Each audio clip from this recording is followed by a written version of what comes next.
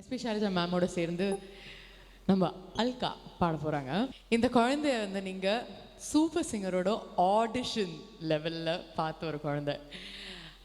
ஆடிஷன்ஸில் பார்த்தவங்க இன்னைக்கு உங்கள் கூட இந்த மேடையில் நின்று பாடுறாங்க. அந்த அந்த ஒரு எக்ஸ்பீரியன்ஸ், அந்த ஒரு ஃபீலிங் எப்படி இருக்குன்னு நீங்கள் தான் சொல்லணும். ரொம்ப பெருமையாக இருக்கும், நிஜமாக ரொம்ப பெருமையாக இருக்கும்.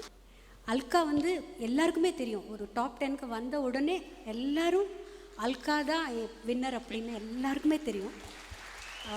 எந்த பாட்டு கொடுத்தாலும் அல்காவால் பாட முடியும்.